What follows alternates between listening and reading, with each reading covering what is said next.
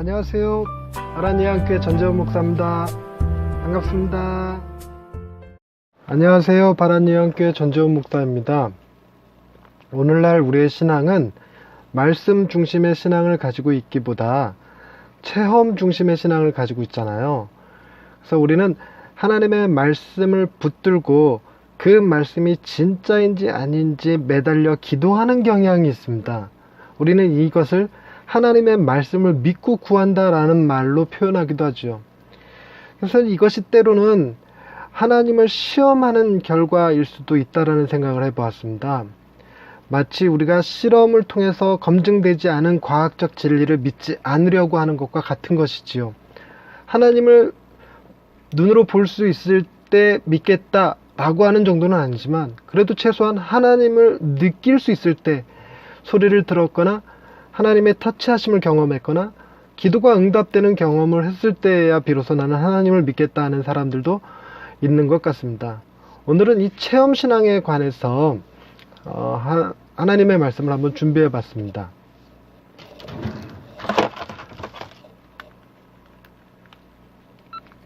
샬롬, 하나님의 평강이 삶에 가득하시기를 기원드립니다. 그래도 지구는 돈다 라고 말했던 갈릴레이가 아리스토텔레스의 낙하속도 이론을 비판했던 적이 있습니다. 아리스토텔레스는 떨어지는 물체는 무게가 무거운 것이 더 빨리 떨어진다라는 것이었죠. 갈릴레이는 떨어지는 물체는 무게와 상관없이 같이 떨어진다고 했습니다. 여러분의 생각은 10kg짜리 쇠구슬과 1kg짜리 쇠구슬 중 무엇이 먼저 떨어질 것 같나요?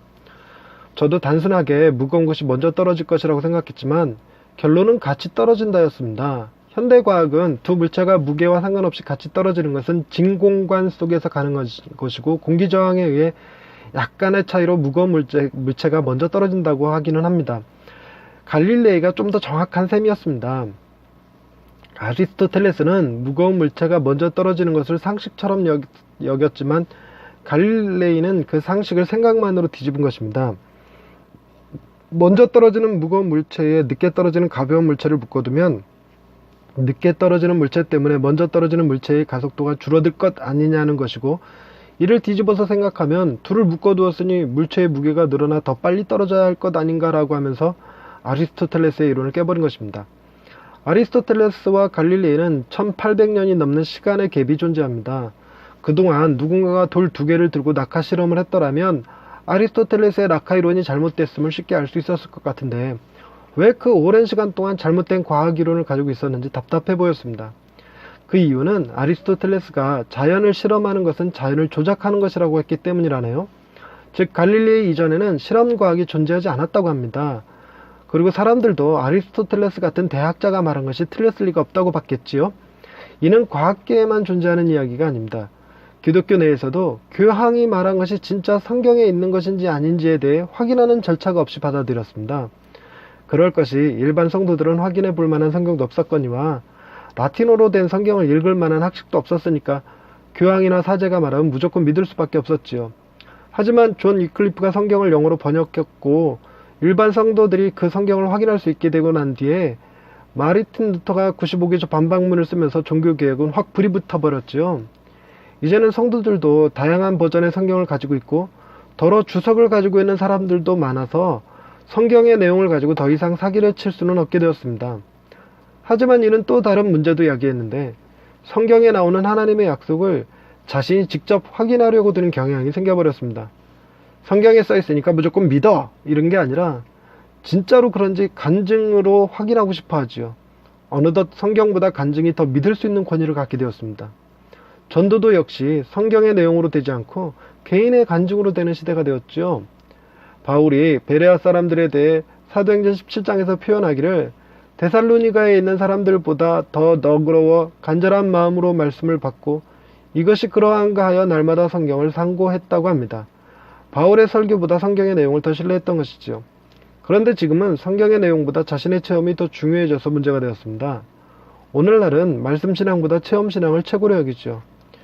주님이 성령의 이끄심을 받아 광야에 들어가서 마귀에게 시험을 당하셨지요. 마귀의 시험 중 성전 꼭대기에서 뛰어내리라는 것이 있었습니다. 만약 하나님의 말씀을 믿는다면 한번 시험해보라는 것이었죠. 하지만 주님은 하나님을 시험하지 말라라는 말씀으로 이를 물리치십니다. 그런데 이런 시험을 주님이 십자가에서 다시 한번 받아봅니다.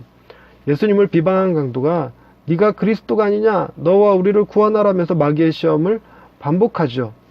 이 시대가 실험 과학이 진짜 과학인 것처럼 하나님의 말씀도 실험을 통해 검증하려 드는 경향이 있습니다. 선을 행하면 복을 주시겠지, 악을 행하면 벌을 주시겠지 하는 식이지요.